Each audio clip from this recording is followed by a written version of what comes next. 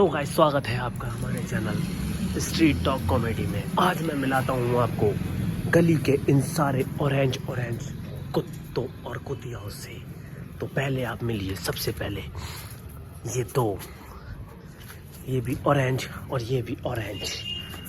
देखिए in orange कुत्तों को। ये वाला ऑरेंज कुत्ता मेरे पे चढ़ने की कोशिश कर रहा है। फिर मिलिए इधर, ए छोटे इधर आ। ये इससे मिलिए, ये है छोटे जिसके पीछे पड़े हैं ये बड़े।